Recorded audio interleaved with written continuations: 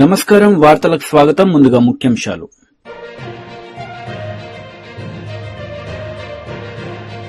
మాజీ మంత్రి అంబటి రాంబాబును పరామర్శించిన మాజీ సీఎం జగన్. అండగా ఉంటానని భరోసా.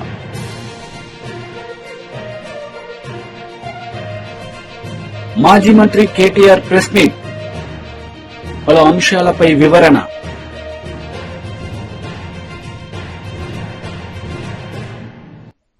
మాజీ మంత్రి కేటీఆర్ మీడియా సమావేశం నిర్వహించారు. ఈ సందర్భంగా పలు అంశాలపై ఆయన మాట్లాడారు. 1,50,000 కోట్ల దోపిడీకి ఏదైతే తెరలేపారో దాన్ని బయటపెట్టి ఆనాడు ప్రజలను అప్రమత్తం చేసి చైతన్యవంతం చేసి అడ్డుకున్నది బీఆర్ఎస్. అట్లాగే లగచర్లలో గిరిజనుల మీద దాడి చేసి వారి భూములు లాక్కొని తన సొంత అల్లుడి కంపెనీ కోసం అక్కడ ఫార్మా విలేజ్ అని ఒక ప్రతిపాదన పెడితే ఆ విషయంలో కూడా ప్రజలకు అండగా నిలబడి ఆ స్కామ్ను కూడా బయటపెట్టింది బీఆర్ఎస్. తర్వాత HILTP పేరిట హైదరాబాద్ ఇండస్ట్రియల్ ల్యాండ్స్ పేరిట 5 లక్షల కోట్ల భూభాగోతాన్ని బయటపెట్టింది కూడా బీఆర్ఎస్ఏ. ముఖ్యమంత్రి గారి బావమరిది అమృత్లో చేసిన స్కామ్ని, అమృత్ కుంభకోణంలో చేసిన స్కామ్ని బయటపెట్టింది కూడా బీఆర్ఎస్ఏ. అట్లాగే మొన్నీ మధ్యనే సింగరేణి బొగ్గు గనుల్లో ఏ రకంగా కాంగ్రెస్ ప్రభుత్వం కుంభకోణానికి పాల్పడ్డదో ఆధారాలతో సహా, బొగ్గు గనుల్లోనే కాదు సింగరేణి కంపెనీలో అటు బొగ్గు గనులు ఇటు సోలార్ టెండర్లు అన్నిట్లో కూడా ఏ రకమైన భారీ కుంభకోణానికి తెరలేపిందో అది కూడా బయటపెట్టింది బీఆర్ఎస్ఏ. మరి గత వారం 10 రోజులుగా ముఖ్యంగా జనవరి 22, 23 తర్వాత వరుసగా ఏకబిగిన మొదలు హరీష్ రావు గారిని, తర్వాత నన్ను, ఆ తర్వాత రాజ్యసభ మాజీ సభ్యులు సంతోష్ గారిని, తర్వాత మా అధినాయకుడు కేసీఆర్ గారిని వరుసగా విచారణకు పిలిపిస్తే మాకు అప్పుడేదో అనుమానం వచ్చింది. ఇదేదో డైవర్షన్ గేమ్ బాగానే సీరియస్గానే ఆడుతున్నారు, ఎందుకు ఆడుతున్నారు, ఇంత హడావుడిగా ఎందుకు చేస్తున్నారు అని చెప్పి మాకు డౌట్ వచ్చింది. ఆ డౌట్ వచ్చిన తర్వాత మేము కూడా తవ్వడం మొదలుపెట్టాం. ఏది కవర్ చేయడానికి, ఎందుకోసం ఈ కవర్ డ్రైవ్లు, ఎక్స్ట్రా కవర్ డ్రైవ్లు అని జాగ్రత్తగా ఆలోచిస్తే దొరికింది మాకు ఒక పెద్ద ఫ్రాడ్, ఒక పెద్ద ముఖ్యమంత్రి గారి బినామీ భాగోతం ఒకటి బయటపడ్డది. ఇది జనవరి 23 నాడు కేంద్ర ప్రభుత్వం అట్లాగే రాష్ట్ర ప్రభుత్వానికి సుప్రీంకోర్టు నోటీసులు ఇచ్చింది. KLSR అనే ఒక కంపెనీ, ఇన్ఫ్రాస్ట్రక్చర్ కంపెనీ, ఈ కంపెనీ ముఖ్యమంత్రి గారి బినామీ కంపెనీ. KLSR ఇన్ఫ్రా అనే కంపెనీ ముఖ్యమంత్రి గారి బినామీ కంపెనీ. నేనేదో ఊరికే అనట్లేదు, అది దానికి ఆధారాలతో సహా ఇప్పుడే మీకు చూపెడతాను. ఇప్పుడు నేను ఈ మాట చెప్పంగానే కొన్ని ఛానళ్ళు లైవ్ కట్ చేస్తాయి, అది కూడా నాకు తెలుసు, పర్వాలేదు. అయినప్పటికీ ఈ KLSR ఇన్ఫ్రా అనే కంపెనీ ఏదైతే ఉందో దాని భాగోతం బయటపడి సుప్రీంకోర్టు నోటీసులు ఇచ్చింది కేంద్ర ప్రభుత్వానికి, రాష్ట్ర ప్రభుత్వానికి. వెంటనే మరి ఈ దివాలా తీసిన కంపెనీ ఏదైతే ఉందో 6,000 కోట్ల రూపాయల వర్కులు వీరికి దివాలా తీసిన సమయంలోనే, స్పష్టంగా నేను చదువుతాను, మీరు వినండి.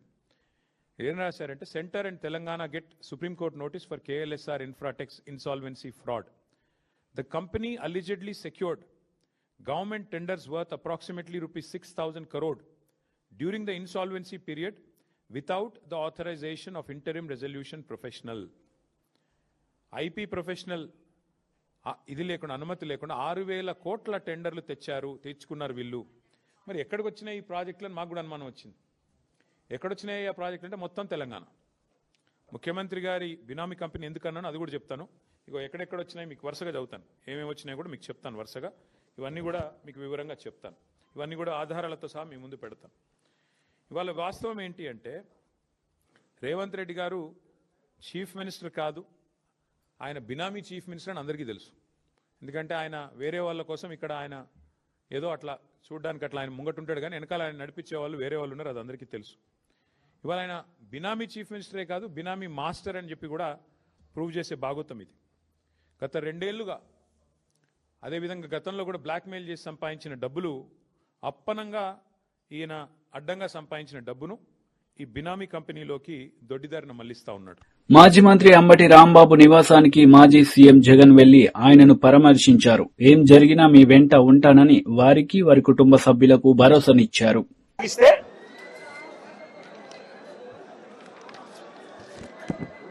కారులో ఉన్న రాంబాబన్నను కారు అడ్డగిచ్చి కారును బాదుతూ పోలీసుల సమక్షంలోనే అనకూడని మాటలంటూ బూతులు తిడుతూ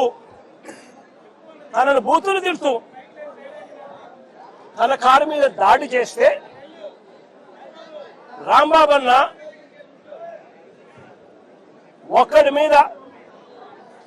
కారు మీద ఇంతమంది దుండగులు వచ్చి బూతులు తిడుతూ పోలీసుల సమక్షంలో మీడియా కూడా తెలుగుదేశం పార్టీకి సంబంధించిన మీడియాను కూడా అక్కడే పెట్టుకుని వాళ్ళందరి సమక్షంలో బూతులు తిడుతూ రాంబాబన్న కారును అడ్డగిస్తే రాంబాబన్న వాళ్ళ బూతులు తిట్టినందుకు రెస్పాన్స్ గా రియాక్ట్ అయ్యాడు ఆయన. ఆ రియాక్ట్ అయ్యే దాంట్లో ఆయన నోట్లో నుంచి ఒక్కడే ఉండడం వల్ల ఇంతమంది చుట్టుముట్టి ఆయనను కారును బాదుతా ఉన్నారు. ఒక వైపున ఆయన మీద దాడి జరుగుతా ఉంది, మరోవైపున ఆయన తిడుతా ఉన్నారు. అలాంటి సందర్భంలో ఆయన కూడా నోట్లో నుంచి 2-3 తిట్లేమన్నా తిట్టాడు. ఒక రియాక్షన్ గా జరిగింది. నేను అడుగుతా ఉన్నా ఇదే చంద్రబాబు నాయుడు గారిని, ఇదే పవన్ కళ్యాణ్ గారిని, ఇదే నారా లోకేష్ గారిని అడుగుతా ఉన్నా, మీరు తిట్టే తిట్టులకు ఎటువంటి రియాక్షన్ అవసరం లేదు. మీ మీద ఎటువంటి అటాక్ లేకుండానే మీరు రొటీన్ గానే తిరుగుతా ఉన్నారు. ఈ మాదిరిగా ఇదేమి కొత్తగా జరిగేదేమీ కాదు. మీరు తిరిగితే ఒక రకంగా ఉంటుంది. అంబటి రాంబాబన్న ప్రాణం మీదకి వచ్చినప్పుడు రియాక్షన్ గా ఆయన తిరిగితే మాత్రం ఇంకొక రకంగా దాన్ని చిత్రీకరిస్తా ఉన్నారు.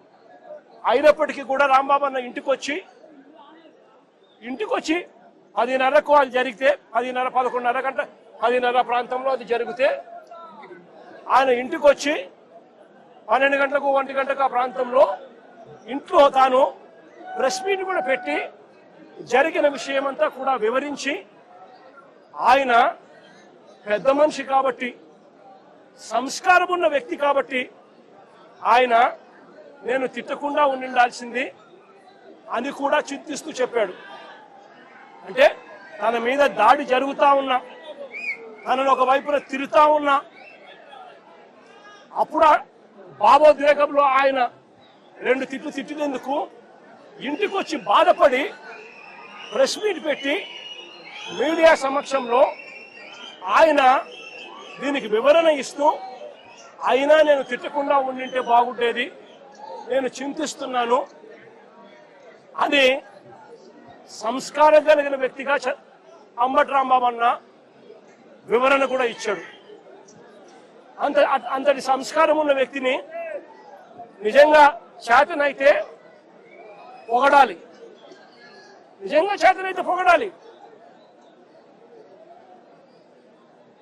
తప్పు చేశాడు. వాళ్ళు చేసిన దానికి, వాళ్ళు తిట్టిన దానికి, వాళ్ళు ఆయన కారు మీద దాడి చేసినప్పుడు జరిగిన భావోద్వేగ పరిణామంలో కూడా ఆయన ఒకవేళ తిట్టింది తప్పే అయితే క్షమాపణ అని చెప్పన్నట్టుగా తాను చింతిస్తూ చెప్పినప్పుడు శాతనైతే తనను చేసిన మంచి పనికి పొగడాలి.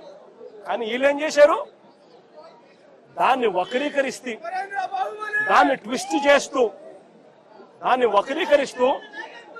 ట్విస్ట్ చేస్తూ ఏకంగా అంబటి రాంబాబన్నను హత్య చేయడానికి,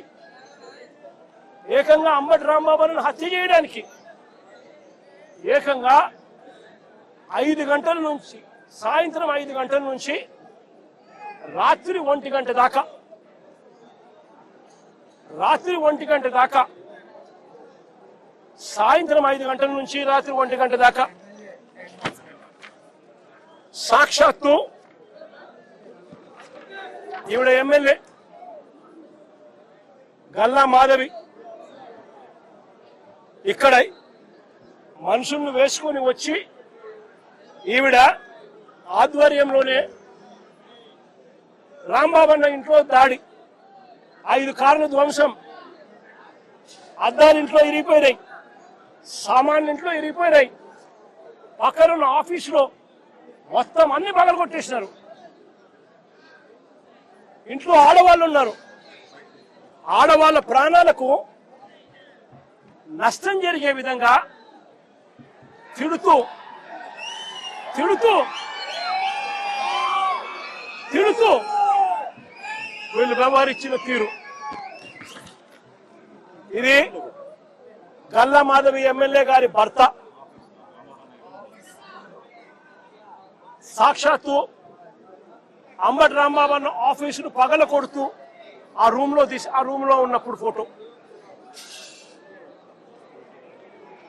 నేను అడుగుతా ఉన్నా,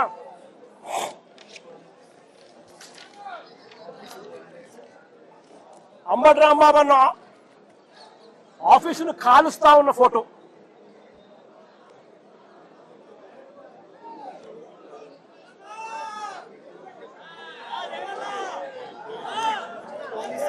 నేను అడుగుతా ఉన్నా, ఇవన్నీ పోలీసుల సమక్షంలోనే 5 గంటల నుంచి ఇవన్నీ జరుగుతూ ఉంటే, 5 గంటల నుంచి రాత్రి 1 గంట దాకా ఇవన్నీ జరుగుతూ ఉంటే పోలీసుల సమక్షంలోనే 5 కార్లు ధ్వంసం చేశారు. ఇల్లు మొత్తం, ఆఫీసు మొత్తం తగలబెట్టారు. ఆఫీసులో సామాన్లన్నీ విరగొట్టారు. ఇంట్లో ఉన్న అద్దాలన్నీ పగలగొట్టారు. ఇంట్లో ఆడోళ్ళు ఉండాలని కూడా చూడుకోకుండా ఏకంగా ఇంట్లోకి వచ్చే కార్యక్రమం చేశారు పోలీసుల సమక్షంలోనే. నేను అడుగుతా ఉన్నా, ఇది హత్యాయత్నం కాదా అని అడుగుతా ఉన్నా, ఇది ఆర్సన్ కాదా అని అడుగుతా ఉన్నా. మరి పోలీసులు దగ్గరుండి ఈ కాన్స్పిరసీలో భాగం కాదా అని అడుగుతా ఉన్నాను. ఇదే పోలీసులు బాధ్యత వహించాల్సిన, ఇదే పోలీసులు బాధ్యత తీసుకొని ఉంటే ఈ మాదిరిగా జరిగి ఉండేదే అని అడుగుతా ఉన్నా. ఇక్కడ నుంచి ఎంత దూరంలో ఉందండి డీజీపీ ఆఫీసు? ఇక్కడ నుంచి ఎంత దూరంలో ఉందండి ఎస్పీ ఆఫీసు? ఏకంగా గుంటూరు సిటీలో. మాజీ ఎమ్మెల్సీ అశోక్ బాబు మీడియా సమావేశం నిర్వహించారు. ఈ సందర్భంగా పలు అంశాలపై ఆయన మాట్లాడారు. కొంత సమయం పట్టొచ్చు, అంతేగాని చట్టానికి తప్పించుకునే అవకాశం లేదు.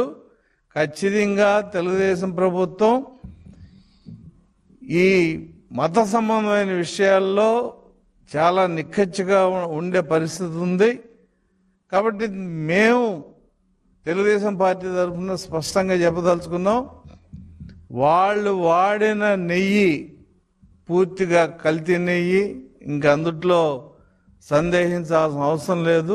ఎవరన్నా దీని మీద డిబేట్ రావాలంటే చెప్పండి, ఎక్కడ రమ్మంటారో మేము వస్తాం, రిపోర్ట్స్ తీసుకొస్తాం. ఖచ్చితంగా ఇది ఏ రకంగా కల్తీ జరిగిందనేది ఒక టెక్నికల్ ఎక్స్పర్ట్ని కూడా మీరు దగ్గర పెట్టుకుంటే అర్థమవుతుంది తప్ప ఒక సామాన్య మానవుడికి ఈ టెక్నికల్ సబ్జెక్ట్స్ అనేది అర్థం కాకపోవచ్చు. కాబట్టి మీరు ఏదైనా డిబేట్ చేయదలుచుకుంటే మేము తెలుగుదేశం పార్టీ తరఫున పూర్తిగా ఆహ్వానిస్తున్నాం. ఏ రోజు ఏ డేట్ ఎక్కడ చెప్పినా కూడా ఈ నెయ్యి కల్తీ అయిందా లేదనే విషయం మీద డిబేట్కి ఎప్పుడు తెలుగుదేశం పార్టీ సిద్ధంగా ఉందనే విషయాన్ని వైసీపీ నాయకత్వానికి, ప్రత్యేకించి జగన్మోహన్ రెడ్డి గారికి ఆయన ప్రెస్లో మాట్లాడిన విధానం కూడా ఆ రోజున ఒక మెచ్యూర్డ్ లీడర్ మాట్లాడినట్లేదు.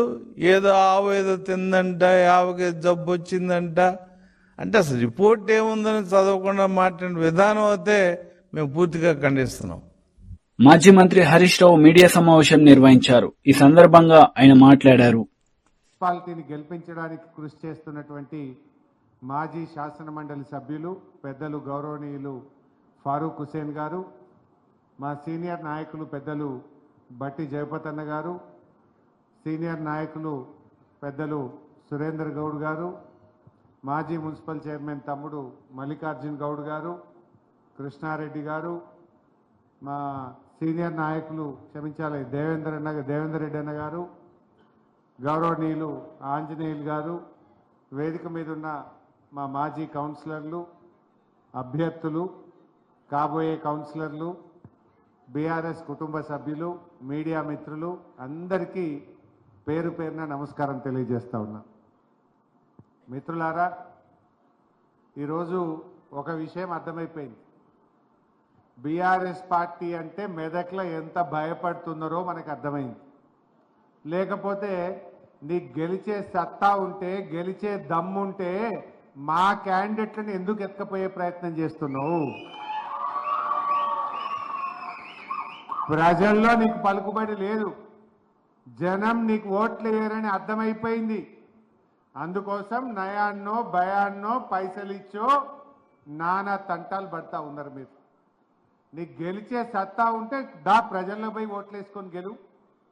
ఎందుకు మా వాళ్ళు ఎంబడబడుతున్నావు నువ్వు అంటే నీకు ప్రజలు ఓట్లు వేయరనే విషయం అర్థమవుతా ఉంది. నేను ఒక్కటే విషయం చెప్తున్నా, 2 ఏళ్ల తర్వాత మళ్ళీ వచ్చే గవర్నమెంటు ముమ్మాటికి బీఆర్ఎస్ గవర్నమెంట్, కేసీఆరే ముఖ్యమంత్రి అవుతున్నాడు. ఎవడెవడిప్పుడు ఇలా అమ్ముడు పోతున్నారో, ఎవడెవడు ఎత్తుకపోతున్నాడో ఎవరిని కూడా ఇడిచిపెట్టం, లెక్క పెట్టి తగిన గుణపాఠం చెప్తామని చెప్పి కూడా నేను హెచ్చరిస్తా ఉన్నా. ఈరోజు రాష్ట్రంలో కాంగ్రెస్ పార్టీకి ఎదురుగాలి వీస్తా ఉంది. అసలు రేవంత్ రెడ్డి అంటే ఆయన ఎలక్షన్లో పోయి ఏం మాట్లాడుతున్నాడు? అక్కడిక్కడ పోయి మాట్లాడుతుండు. ఏం చెప్పాలి ముఖ్యమంత్రి అంటాడు? ఇగో నేను పోయినసారి ఎలక్షన్లో 4,000 పింఛన్ ఇస్తా అన్నా, 4,000 ఇచ్చినా ఓటేయమని అడగాలి వాడు. లేదంటే నేను అక్క చెల్లెళ్లకు మహాలక్ష్మి కింద 2,500 ఇస్తా అన్నా, ఇగో మాట నిలబెట్టుకున్నా 2,500 వేసినా నాకు ఓటేయమని అడగాలి. లేదు నేను తులం బంగారం ఇస్తానన్నా, ఇగో ఇన్ని తులాల బంగారం ఇంతమందికి ఇచ్చినా నాకు ఓటేయమని అడగాలి. లేదు పిల్లలకు ఫీజు రియంబర్స్మెంట్ ఇచ్చినా, 2 లక్షల ఉద్యోగాలు ఇచ్చినా, ఆడపిల్లలకు స్కూటీలు ఇచ్చినా, 6 గ్యారెంటీలు అమలు చేసినా, నా 420 మా హామీలన్నీ అమలు చేసినా అని ఓటు అడగాలి. ఏం మాట్లాడుతుండ్రు రేవంత్ రెడ్డి? ఏమన్నా మాట్లాడే రీతి ఉన్నదా, రివాజ్ ఉన్నదా? ఒక ముఖ్యమంత్రివా, ఒక స్ట్రీట్ రౌడీవా? ఇవాళ పోయాడు మిర్యాలగూడలో మాట్లాడుతుండు ముఖ్యమంత్రి. ఏమంటాడు? నేను ఎక్కడనో అడిగినా, ఏమైందా 4,000 పింఛన్ ఎప్పుడు ఇస్తావు? అవ్వా తాతలకు 4,000 పింఛన్ ఇస్తా అన్నావు, ఎప్పుడు ఇస్తావయ్యా అన్న అంటే అంటాడు, నీ తొండల లాగులు ఏమంటారు, నీ లాగులో తొండలు జొరగొడతా అంటాడు. నువ్వు 4,000 పింఛన్ ఎప్పుడు ఇస్తావురా అంటే తొండలు జొరగొడతా అంటాడు వీడు.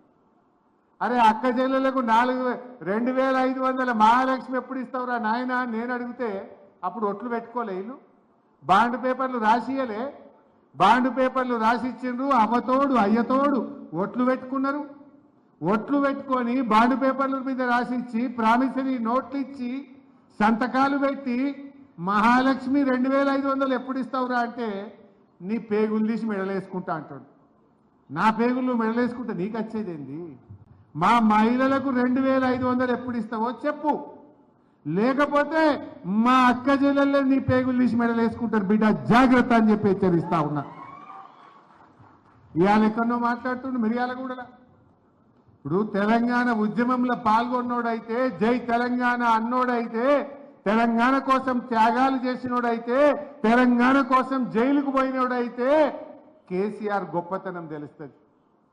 ఎంత కష్టపడితే కేసీఆర్ తెలంగాణ తెచ్చిండో తెలుస్తుంది. కేసీఆర్ తెలంగాణ కోసం డిప్యూటీ స్పీకర్ పదవికి రాజీనామా చేసిండు. 2 ఎమ్మెల్సీ భూమిరెడ్డి రాంగోపాల్ రెడ్డి మీడియా సమావేశం నిర్వహించారు. ఈ సందర్భంగా వైసీపీ నేతలపై ఆయన మండిపడ్డారు. కార్లను పగలగొట్టారు, ఇళ్లను ధ్వంసం చేశారని చెప్పేసి మాట్లాడుతూ జగన్మోహన్ రెడ్డి గారు ఆ కుటుంబాన్ని పరామర్శించడం జరుగుతోంది. ఈ సందర్భంగా జగన్మోహన్ రెడ్డి గారిని నేను సూటిగా ప్రశ్నిస్తా ఉన్నా. ఈ రాష్ట్రంలో ఆస్తుల విధ్వంసం కానీ, లేకపోతే పరిశ్రమల విధ్వంసం కానీ, వ్యక్తులను హత్య చేయడం కానీ, మీకు అడ్డు వచ్చిన వారిని భౌతికంగా తొలగించే కార్యక్రమాలకు శ్రీకారం చుట్టింది ఈ రాష్ట్రంలో మొట్టమొదటిగా మీ కుటుంబం. మీ తాత రాజారెడ్డి గారి వారసత్వం నుంచి, మీ తండ్రి రాజశేఖర రెడ్డి గారి నుంచి మీ వరకు కూడా అదే విధమైన పందాను కొనసాగించడం జరుగుతోంది. ఈరోజు ఏదో జరుగుతూ ఉంది రాష్ట్రంలో అని చెప్పి గగ్గోలు పెడతా ఉన్నారు. మేము బాధితులం. పులివెందులలో మీకు వ్యతిరేకంగా తెలుగుదేశం పార్టీ కార్యకర్తలుగా మేము పనిచేస్తున్నాము, మీ అరాచకాలకు ఎదురొడ్డి పోరాడుతున్నామని చెప్పి మమ్మల్ని వ్యక్తిగతంగా ఎంతమందిని మీరు హింసలకు గురి చేశారో, ఎంతమంది తెలుగుదేశం పార్టీ కార్యకర్తలను చంపారో, ఎంతమంది గృహాలను విధ్వంసం చేశారో, ఆస్తులను విధ్వంసం చేశారో, ఎంతమంది పచ్చని పంట పొలాలను సర్వనాశనం చేశారో అది మీకే చెల్లు. 2005 సంవత్సరం అక్టోబర్ 18వ తారీఖున సహకార సంఘ ఎన్నికల్లో మేము పోటీ చేస్తున్నామనే దుగ్ధతో ఆ రోజు మేము వేల్పుల గ్రామానికి పోతే మమ్మల్ని మా కార్యకర్తలను నామినేషన్ వేయకుండా అడ్డుకున్నది వాస్తవం కాదా? ఆ సందర్భంగా జరిగిన మమ్మల్ని పోలీసులు రక్షించే భాగంలో కాల్పులు జరిపి 2 కాంగ్రెస్ పార్టీ కార్యకర్తలు చనిపోతే ఆ రోజు మా మీద అకారణంగా 16 మంది మీద డబల్ జంటాచల కేసులు పెట్టి అక్కడి నుంచి అక్కడనే రిమాండ్కి పంపించిన విషయం నీకు తెలియదా జగన్మోహన్ రెడ్డి?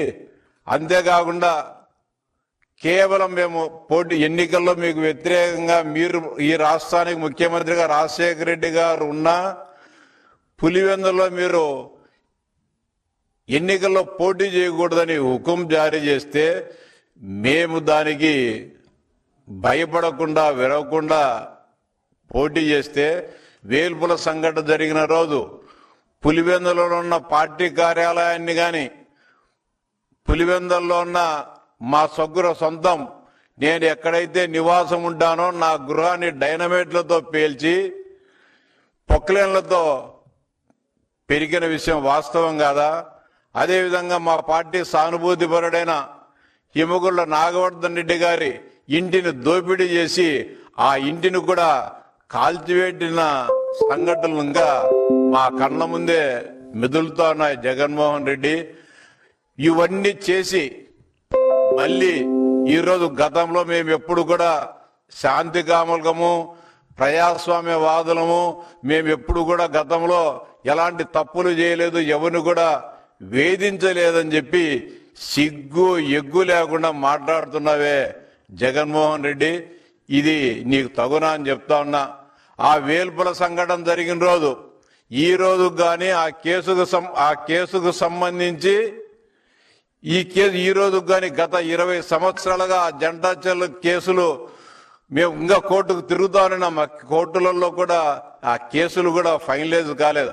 ఆ రోజు కూడా మమ్మల్ని అందరినీ కూడా 16 మంది ఉన్న తెలుగుదేశం పార్టీ నాయకులందరినీ కూడా నువ్వు సక్కంగా అందరికి కూడా జీవితకాల శిక్ష వేయించాలని చెప్పి అప్పుడుండే ఒక పులివెందుల మేజిస్ట్రేట్ గా ఉన్న కాంతిమతి గారిని. వార్తలు ముగించే ముందు ముఖ్యాంశాలు మరోసారి.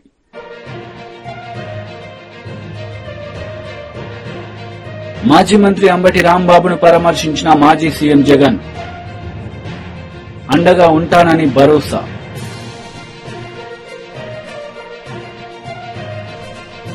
మాజీ మంత్రి కేటీఆర్ ప్రెస్ మీట్, పలు అంశాలపై వివరణ.